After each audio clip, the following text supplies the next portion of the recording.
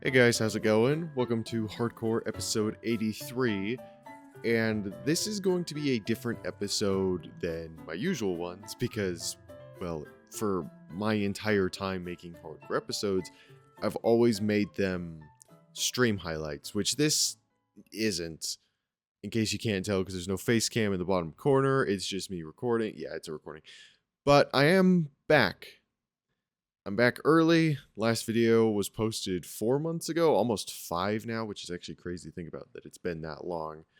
But I'm officially back, and this is kind of just an explainer video. Yeah, that's exactly what it is. It's an explainer video of everything. So for this video, I don't know exactly how to do it because I'm not used to doing recordings and stuff. But I think a good thing is just I'm going to explain it in like chapters, right? Each chapter is going to be a different little area of the world, and we're just going to go through and explain kind of everything from the mission, what I've been doing, and IRL personal stuff because I got to get into that because there has been something.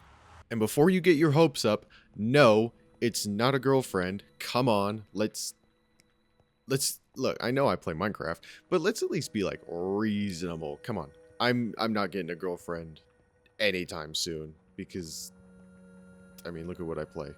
So on the 22nd of March, I had my final stream where I was going to say goodbye for 2 years, because that was the plan, is that I wouldn't be on for 2 years, and that I would start my mission experience on the 24th, which did happen. Everything happened smoothly, it went to plan, did the final stream, posted the video, cool, everything's done, Nature's End is finished, we're done with the project, I can do the mission without, like, stressing or being anxious about, oh, I gotta finish this when I get back and what am I gonna do? Nope, I can completely clear Minecraft from my mind. And for the first, I'd say, couple weeks of the mission, it went well. It actually went really well. I didn't particularly fully enjoy it, but I didn't say it was bad. But then around week 4 came in. Week 4 into the mission, my mental health had begun to tank. At the time, I didn't know this. At the time, I just thought, oh, I'm just, nervous because it's a new area, even though, like, literally, I think my mission experience compared to, like, other missionaries. But 4 weeks in, I had begun to show signs of depression, even though I did not know this at the time, because I'm stupid, right? Look at what, oh, sunset. Sorry. At the time, I didn't know this. So I was talking to the mission president, and we just get through it, right? He's recommending I transfer to a service mission, which is essentially just your home instead of away. Because missionaries get sent all over the world, which is why if they get sent to Utah, it's kind of a bummer, because like this is the home base of the Mormons. Oh, I'm gonna go inside. So we do get sent all over the world, and like I said in that final stream video, I don't remember. I should have probably rewatched that before making this video. I just remember a few things. But I got sent to Ohio, which, is in the States. It's not far. Some people, I've got a friend that got sent to Africa, which, no, I would hate to do that. But despite the fact I was in Ohio, I was recommended to transfer to a service mission, which is just you serve a mission from home. And it's mostly just, you work on temple grounds, you're just helping people, right? In the way that the mission describes and how I also would actually describe it is there's 2 kinds of missionaries. You got the proselyting missionaries and you got the service missionaries. Proselyting is what pretty much everybody starts out as and what everybody is selected as, which is the mouth of the Lord. You're out there preaching the gospel, both Bible and Book of Mormon, telling people about Jesus Christ. Very, very simple thing. And then service missionary is the hands of the Lord. It's also very self-explanatory. You just do service. You just help people. That's it. And that's what I was recommended to transfer to, which I really, really didn't want to. But my mental health was not improving, and my mission president kept recommending it to me. So eventually I was like, all right, fine, I'll do it. So 6 weeks in, 1 transfer. I only made it 1 transfer in Ohio. I'm actually pathetic. I transferred to a service mission. And we both hoped that my mental health would improve. And it didn't.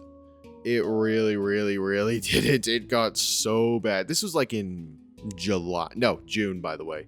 This was in June. It's now August. So around a week in to the service mission, my mental health really, really tanked. Like, it properly broke. It's the straw that broke the camel's back, right? Metaphorically, in the mental health sort of way.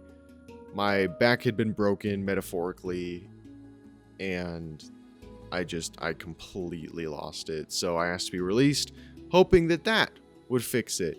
I kept going, release, change, hoping that something would fix my mental health. And that also didn't work. It got so bad, like, I'm getting like real personal here and stuff. It got so bad to the point I was properly suicidal. Which seems weird to say now, because I'm better now. Let me just say that. I'm better now and I'm okay now. Again, this was like in June. But it seems weird to say that, and I know there's people that struggle with that all over the world. And if anyone's watching this video and is actually struggling with suicide, don't do it. I almost did, like, genuinely. I tried to buy a gun, but I couldn't because they don't sell it to 19-year-olds. Don't do it. It gets better. Please.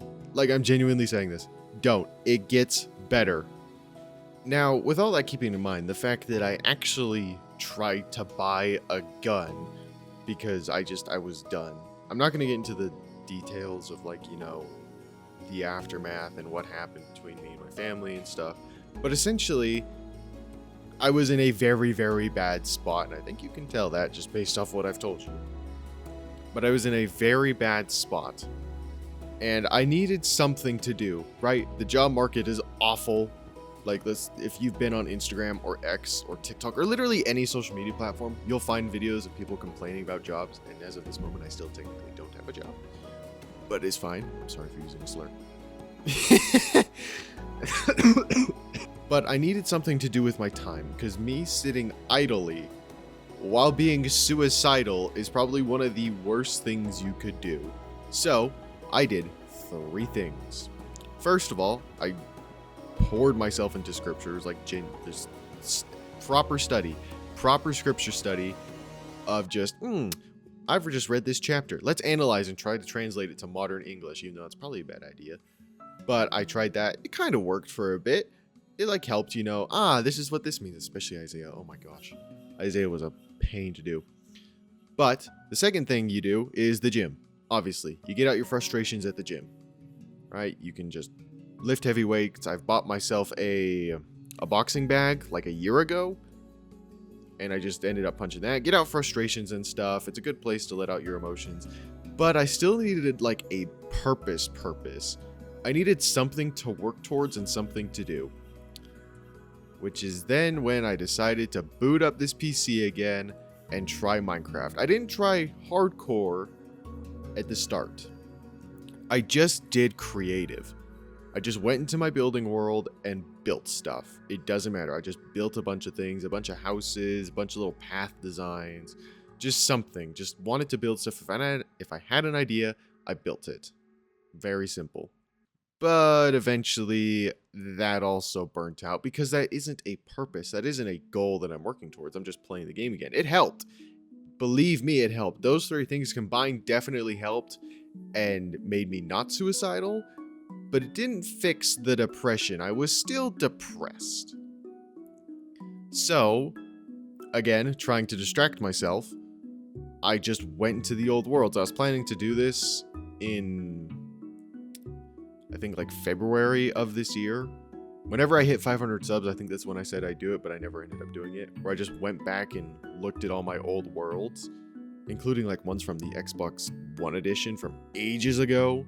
I went and looked through those, but I just ended up looking through all my old worlds just to get, you know, some nostalgia and something to do. Because yes, I had a plan for a project in hardcore, but one, I kind of wanted to stream again to do it, and at the same time right now I don't really want to stream. At that time I didn't want to stream. Now I do, but it's just, you know, I gotta get a job first because obvious reasons.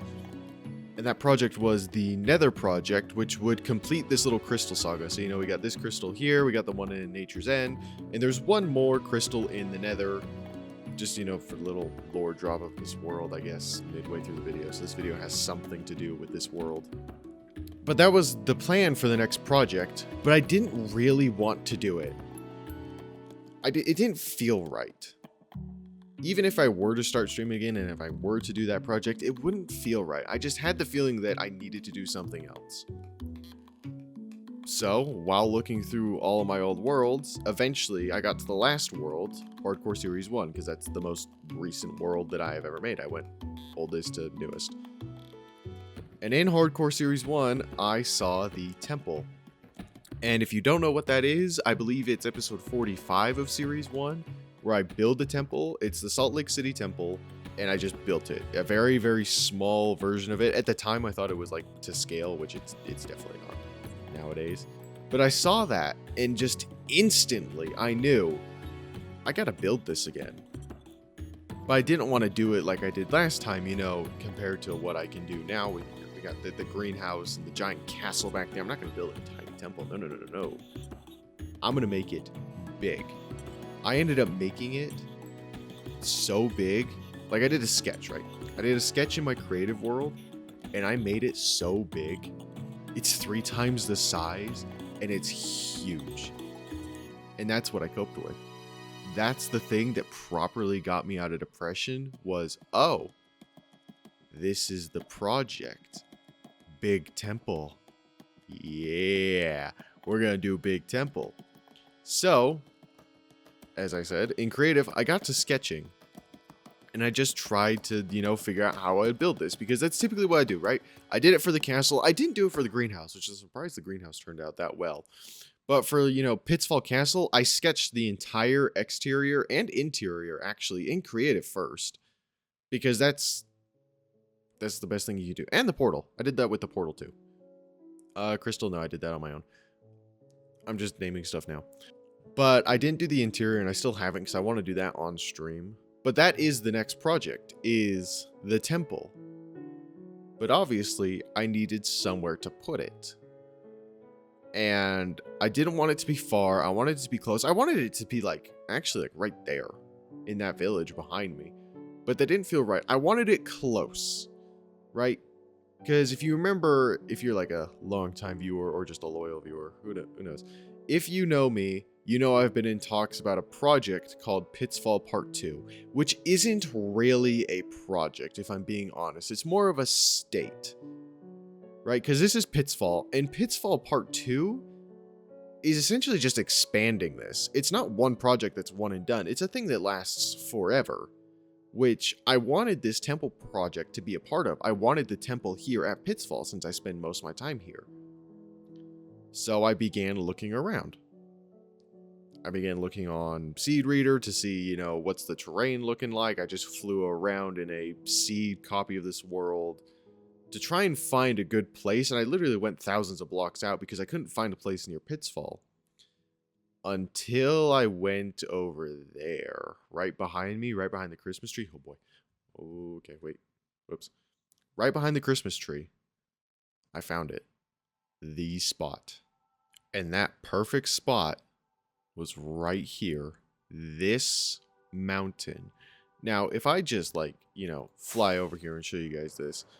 This mountain is perfect. You get rid of this little snow bit right here, maybe do a little bit of terraforming, it's genuinely perfect. It's so good. But there is one problem. I wanted to do more than just the temple. I wanted to do the entirety of Temple Square, plus a few other things that I've added on. But where would I put it? There's a giant forest right there that I could get rid of. There's not really much else. I mean, there's a plains biome straight that way, but other than that, there's not much. Until again, I looked right here. You know, this mountain, this is a pretty nice mountain, right? Let's admit, this is a nice looking mountain. But wouldn't it be so much nicer if this was just flat?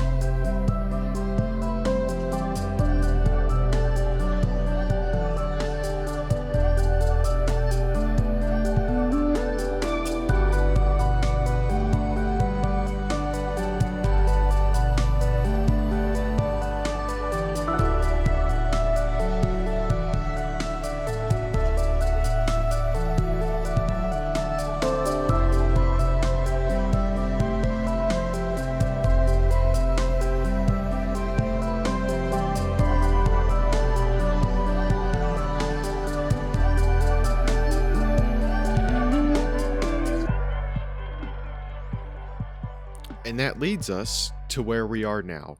I have completely terraformed this entire place by hand. I have not touched the actual mountain where the temple's gonna go because I want to save that for stream. I want to save something for streaming, but I needed something to do again because depression and I need something to do. Which also leads me to this. Now, Gus, why on earth is there a little fountain down here? Well, this is my own personal little thing that I'm going to be working on. So, in the past, I've had talks of Pittsfall Town, and this is basically the start of it. This will be something that I'm allowing myself to work on stream or off stream. I don't have to record it, I don't stream it, no face cam, no mic. I can work on this whenever I want. You can see, I think I've done a pretty good job already. You know, it's a pretty nice path design. We got a little fountain. This, yeah, let me go down there. Behold, my board of great ideas. This is just, it's literally just an idea board of things that I want to do, maybe on stream, off stream. This one specifically, number 5, that I will definitely do on stream. Archive Center, everywhere is walkable, Pittsfall Town, and Better Nether Hub. Now, you might be asking, Gus, why on earth do you want to make everywhere walkable? That seems kinda stupid. You have an elytra, you fly everywhere. Well, for that, I've got one simple answer. If we just come this way, if we just walk down this little path, I have made a very, very big change to the world that honestly I'm very comfortable with, and I actually like this idea quite a bit. Which is, I have allowed another person to join this world, and it's not, this isn't a server. Keep in mind, I have not turned my hardcore world into a server. This is still technically a single player world. But with a little thing known as open to LAN, you know, the thing that most hardcore YouTubers use to cheat. You know, you come in here, open to LAN, allow command, start LAN world, creative. But if you just click this button without touching these, essentially, this is a homemade server. For anybody that does not know, if you have, like, you know, your friends or your siblings, if you live in the same house as somebody and you use the same Wi-Fi and you want to play Minecraft together, boot up a world, open to LAN, press this funky little button. You got to do some, you know, some things with IP and whatnot to figure out the correct address. But essentially, it's just a homemade server. No money needed other than to pay for the Wi-Fi. So I have allowed my sister to join this world, but she can only join it when I'm online and I've done this little open to LAN button. So the whole purpose of this hardcore world is not lost. It's still my hardcore world. It's still, you know, I can do whatever I want with it. But I've just allowed my sister to join, because why not? This is her little hill that I've given her. She has this land that she can do whatever she wants with. If she chooses to use it, whatever. If she plays on the world, if she doesn't, that's completely up to her. But I figured, you know what? She's been asking me. This might help with depression. Actually playing with somebody else, because, like, let's be honest, I am the only one out of the friend group. You know, like Taylor, Battledroid, Aiden, all my boys. I'm the only one with this level of dedication. I've spent a month just placing dirt. Nobody else has that kind of dedication. So why not just allow my sister to join and play with me? Who cares? So that is the other major changes. This is technically not a single player world, but at the same time is. She will hardly ever actually be on because, you know, she's got school and stuff. And right now she's on a Roblox kick.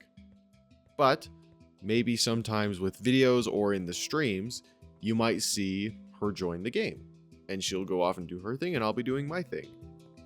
Now, you might be thinking, Gus, that's kind of a stupid idea. You play hardcore mode. And yes, this is still a hardcore world. This isn't texture pack or anything. This is still a hardcore world, and it's going to remain that way until I die.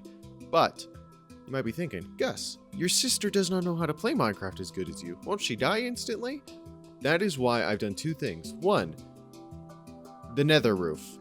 She's never going into the actual nether. There's no point in her going to the real nether because, like, she doesn't need anything. I've got farms for everything. I'll get it for her if she needs a real nether. She doesn't need to go caving. I gave her full diamond armor. I didn't give her god armor because, like, that's mine. But I gave her full diamond armor, the max it could be normally with, you know, vanilla. I guess technically it was vanilla. I got god armor, but, like, glitchless. And I've not given her an elytra. That's why I want to make everywhere walkable. Also, it just makes the world look a lot nicer. if you got paths leading everywhere, so everything's actually connected.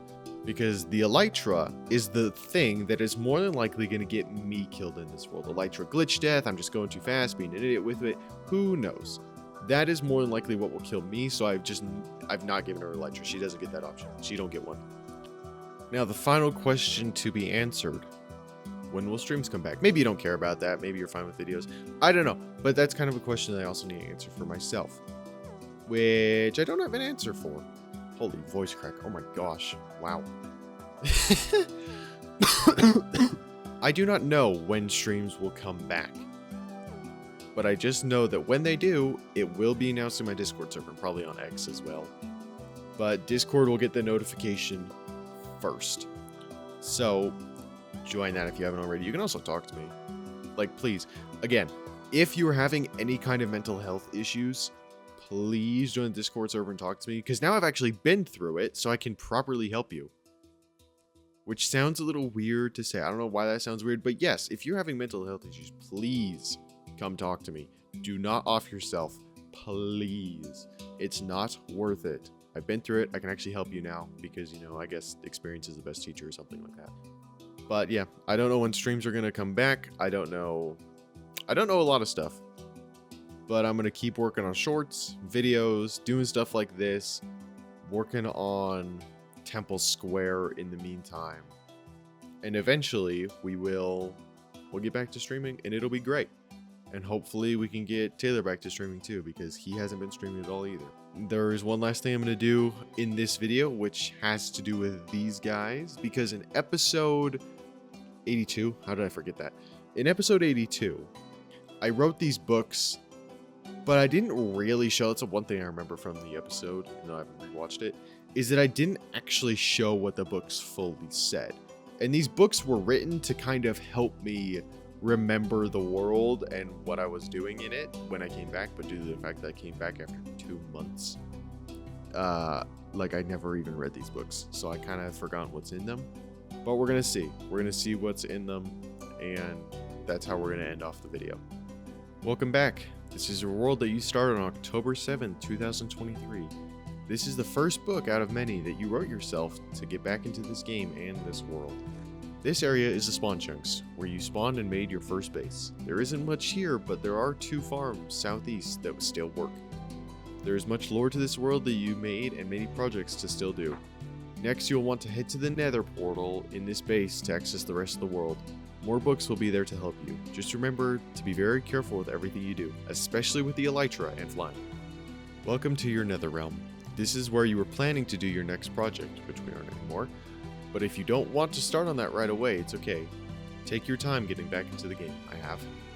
This is the central hub for your world. Everything comes through here to get from place to place. The minecart rails and ice boats lead to every important spot in the world. Follow the current rail to get to Pitfall and Pitfall Castle. If you're wondering what you were planning for this realm's project, go into the building world. FYI, that chest next to you is used to make your god armor, which you have many spares at Pitfall Castle. Yep. God armor chest. Welcome to Pitfall. This is your first project that you did, and it took 1 year, 1 week, and 1 day to complete, which does not feel real. I do not feel like this project took a year, but it did. This is where the books will start to get long, as I guide you through the project. Start by just looking around at the giant hole. The main part of the build, besides the big hole, is the tower and the crystal in the center. I'm really not good at writing. Or maybe I'm not good at reading. It's one of those. It's probably both. That gem is called the Void Crystal.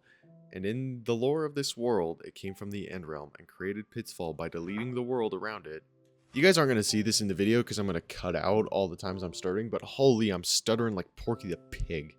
That gem is called the Void Crystal, and in the lore of this world, it came from the End Realm and created Pitfall by deleting the world around it, and the residents of this area rebuilt it.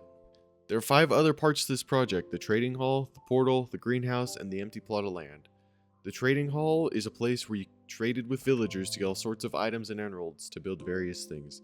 The portal goes into the nether and just looks really cool. Yep. Yeah. The greenhouse has almost every plant in the game in it, as well as a small mixed hyphae tree. The empty plot of land is going to have a giant mixed hyphae tree when/if you decide to build Pitfall Part 2. Again, this is just, more of a state. Again, more of the building world Again, more in the building world for future projects. As for the 5th part of the project, that is Pitfall Castle. Go through the portal in Pitfall, and when in the Nether, go into the portal right in front of you when you exit.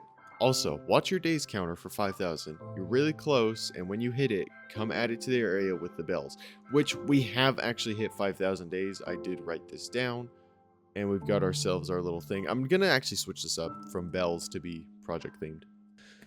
Welcome to Pitfall Castle. This is where you keep your main storage and where you spend most of your time. Head up the steps and into the castle. Then turn the page for more instructions. This is the entrance room. I'm gonna use a robot voice. I can't. No. This is the entrance room where you keep most of your pets. Your first ever pink sheep, the camel you rode in episode 1 of this world, a rainbow sheep, and your dog. And a chicken.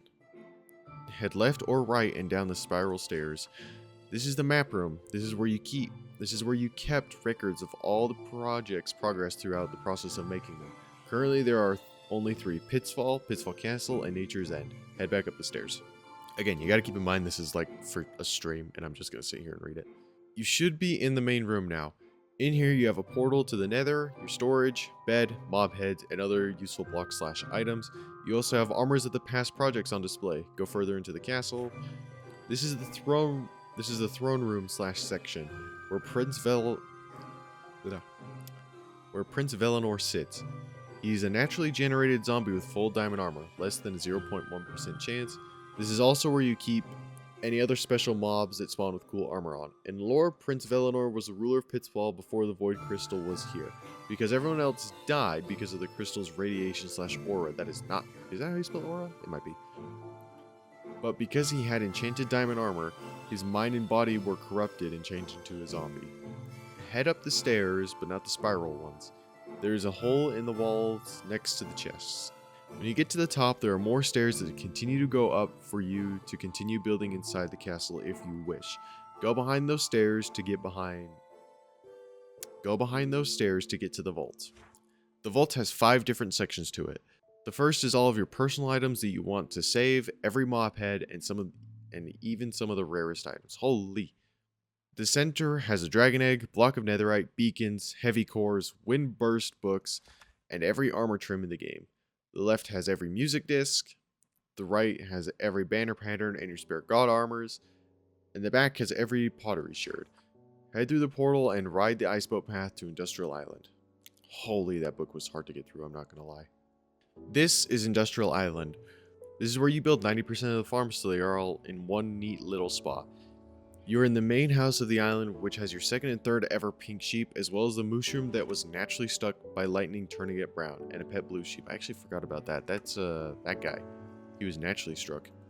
This is a mushroom island, so no hostile mobs besides phantoms can spawn here, even at night. Go take a look around, but try not to break any of the farms. And when you're ready, head back to Pitfall, but take the minecart rail that goes west, go to the stronghold, and into the end realm.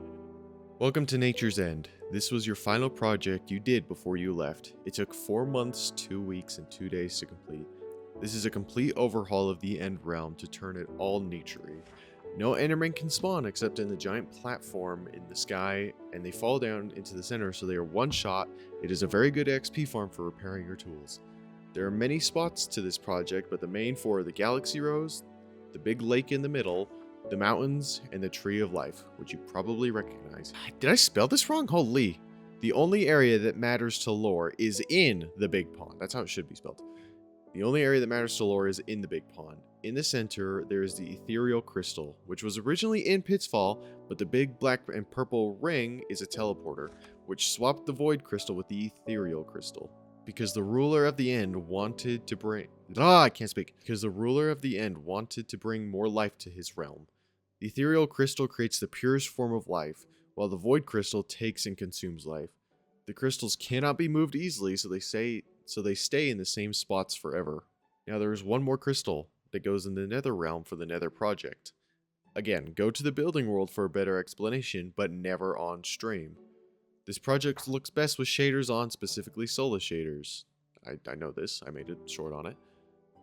And that's it. That's the entire world. I do not know what you or I will be like in 2 years, but I hope our mission has changed us for the better.